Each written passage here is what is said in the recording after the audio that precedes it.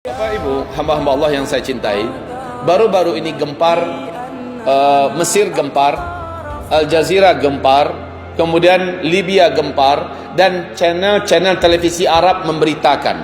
Coba perhatikan berita apa ini di bulan Desember ya, tanggal 19 Desember, tanggal 20 Desember, sampai tanggal 22 Desember. Channel-channel televisi Arab memberitakan dan langsung men-shootingnya.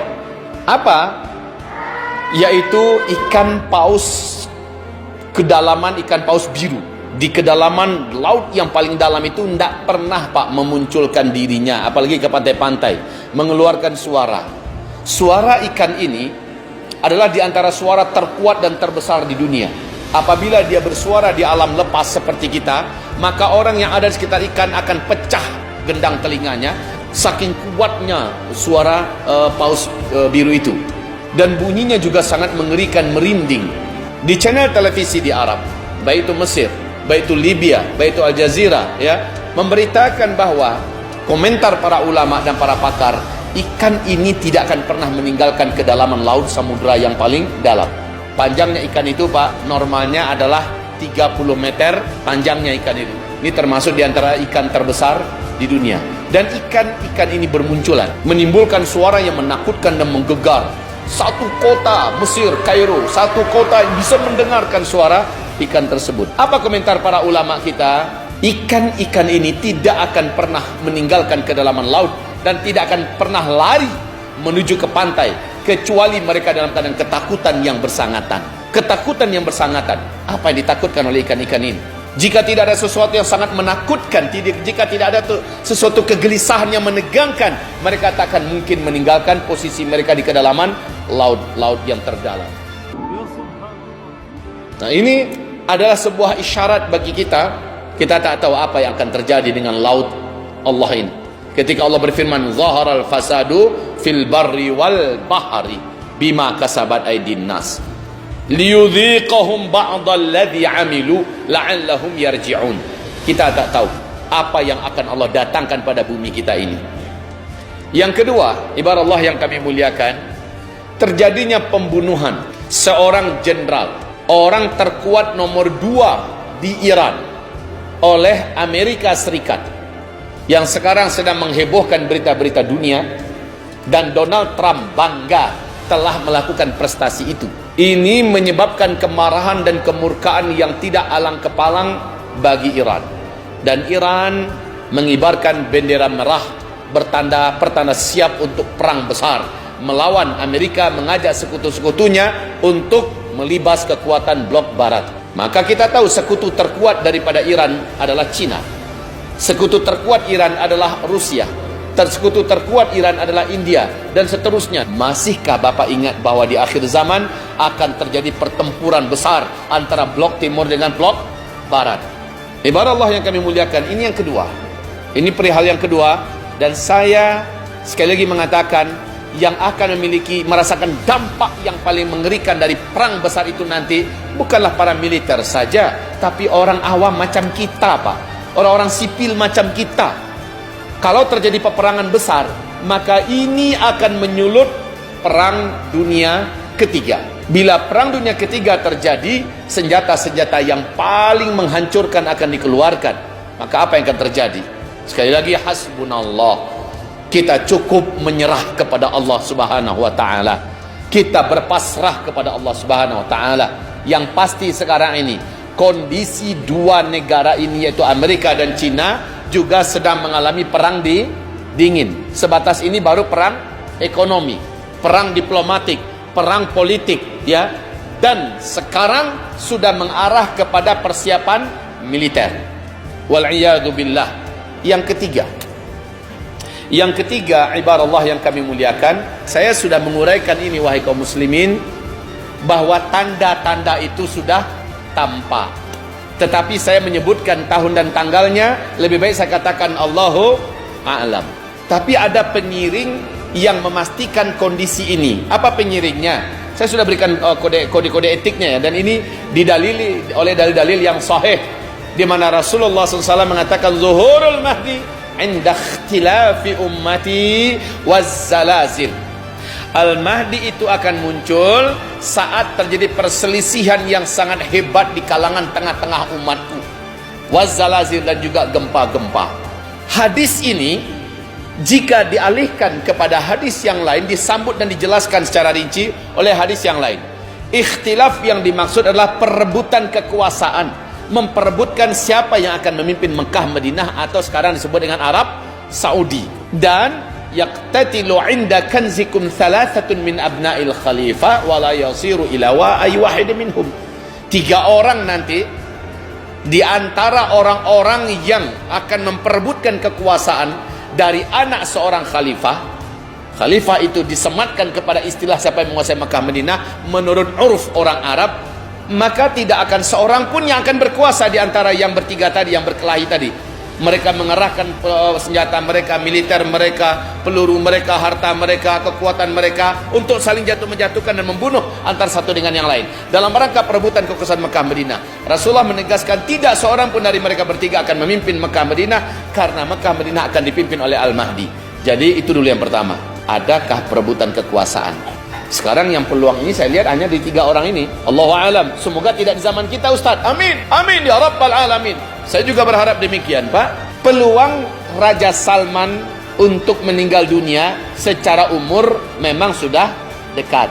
Umurnya sudah 82 tahun saat ini, dan beliau sakit-sakitan dengan penyakit yang berat. Di samping itu, kondisi Arab sekarang ini secara politik kacau. Saya sudah lengkap ceritakan kepada Bapak Ibu semua.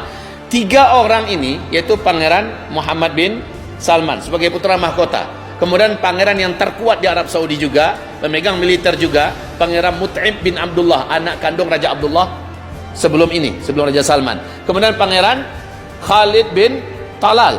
Ini adalah 3 orang yang membuat pengaruh yang besar di Arab Saudi hari ini, dan mereka sedang perang dingin, Pak. Mereka hanya menunggu kematian Raja Salman, lalu mereka akan bergaduh, dan masing-masing mereka punya militer dan senjata, mereka punya harta dan lobi dalam dan luar negeri. Bila ini bergaduh, apakah sudah pasti Imam Mahdi keluar? Belum tentu. Harus didampingi oleh yang kedua, wazzalazil. Mesti terjadi gempa-gempa. Gempa-gempa di mana?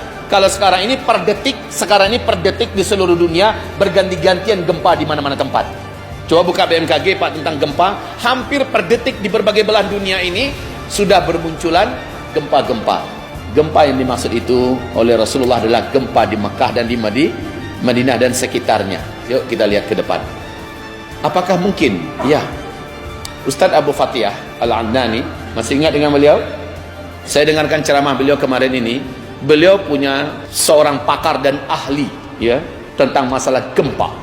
Ketika ditanyakan peluang gempa yang ada di Arab Saudi, beliau mengatakan, doktor ini mengatakan, untuk Mekah Madinah kondisi sekarang ini punya peluang sangat besar mengalami gempa-gempa. Bagi saya mengingatkan kepada kita semua hadis Nabi SAW, ketika terjadi gempa di zaman Nabi, apa yang Nabi lakukan, Pak? Langsung Nabi meletakkan telapak tangannya di atas tanah dan berkata, jangan sekarang, bukan sekarang, nanti. Maka tenang kembali bumi itu. Kalau terjadi gempa di zaman kita, jangan buat pula hal yang sama. Kita bukan apa-apa, bukan siapa-siapa, ya. Jadi Bapak Ibu yang kami muliakan, nanti zaman Umar bin Khattab terjadi juga gempa. Langsung Umar naik ke atas mimbar dan mengatakan, ini karena ada dosa yang dibuat secara terbuka dan terang-terangan. Saya akan ketatkan pemerintahan ini. Saya akan kerahkan semua potensi yang saya ada miliki supaya tidak ada yang berbuat dosa secara terbuka dan terang-terangan. Tapi kalau terang-terangan, ini akan menjadikan gempa Mekah Madinah. Saya bersumpah, kata Umar, kalau terjadi lagi gempa ke depan, saya akan turun dari posisi saya sebagai pemimpin kalian semua. Pertanda menandakan saya ini menyesal telah memimpin kalian dan gagal menjadi pemimpin. Ini keyakinan para sahabat. Gempa di Mekah Madinah tidak akan terjadi kecuali apabila dosa telah dibuat secara terbuka dan terang-terangan. Nah, mari kita sambungkan hadis ini dengan kondisi yang sekarang, Pak. Natalan juga sudah dibuat sekarang ini. Masya Allah, innalillahi wa inna ilaihi rajiun, ya. Semoga Allah mengampuni dosa-dosa kita semua. Sekarang acara-acara organ-organ, musik-musik, ya, konser-konser di Madinah Al-Munawwarah juga dibuat, Pak. Di Madinah dibuat. Ketangkap ketahuan pasangan LGBT nikah mengadakan pesta di Makkah Al-Mukarramah. Innalillahi wa inna ilaihi rajiun. Jangan tanya, Pak, berbagai macam jenis masih dibuat sekarang ini. Gulat wanita mendatangkan pegulat-pegulat dunia, itu ditonton oleh ratusan ribu penonton. dan bioskop diresmikan dalam jumlah besar-besaran di Arab Saudi hari ini. Maka saya menyaksikan ini untuk mengundang terjadinya gempa-gempa tersebut. Yuk kita lihat saja, kalau memang terjadi kematian sang raja dan 3 orang yang berkelahi, gempa-gempa terjadi, fix. Itu saja kuncinya Pak. Maka inilah zaman di mana seluruh dunia mengalami bencana-bencana besar. Inilah zaman di mana seluruh dunia akan menyaksikan kehancuran seluruh perekonomian dunia. Dunia akan menyaksikan kehancuran nilai-nilai uang kertas.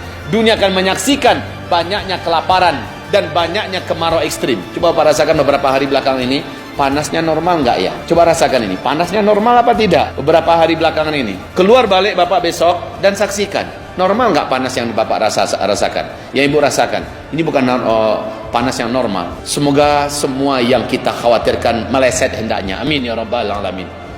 Kita akan menyaksikan panas yang mungkin lebih berat daripada tahun sebelum ini. Apapun itu namanya, semoga Bapak Ibu termasuk yang dimaksud oleh Nabi SAW. Dajjal akan menemukan ada kampung-kampung yang hijau dan subur, airnya banyak, rezekinya melimpah, diisi oleh orang-orang beriman dan bertakwa. Ketika bumi kering kelontang, ketika kelaparan ada di mana-mana, ada kampung-kampung yang diisi oleh orang beriman dan bertakwa. Ini Pak yang menginspirasi saya, Bu. Yang menginspirasi saya untuk mengajak agar kita mempersiapkan kampung-kampung akhir zaman. Nah Bapak Ibu, hamba-hamba Allah yang kami muliakan, kita terinspirasi oleh hadis ini.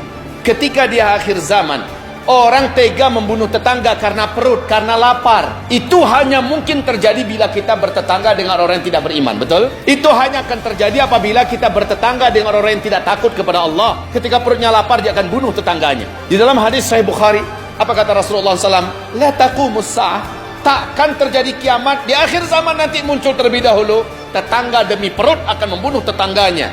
Dan itu sekali lagi, kalau Bapak mau melihat kondisi yang ada di Palu akhir 2018 dulu, ketika orang-orang lapar, orang mulai menjarah ke sana kemari. Udah gelap mata semua orang, pada baru 3 hari lapar. Ya kan? Bagaimana kalau ini laparnya sebulan, 2 bulan, setahun, 2 tahun? Maka apa yang akan terjadi Pak? Tapi insya Allah, kawasan kampung orang-orang beriman yang bertakwa yang sudah menyatu dalam satu titik komplek, mereka tidak akan membunuh sesama mereka Pak. Karena rezeki mereka dijamin oleh Allah. Kalaupun rezekinya putus, mereka orang beriman tak akan berani membunuh orang beriman yang lain. Justru seperti yang saya katakan, akan terjadi saling bahu-bahu rapat merapatkan diri. Demikian ya Pak ya.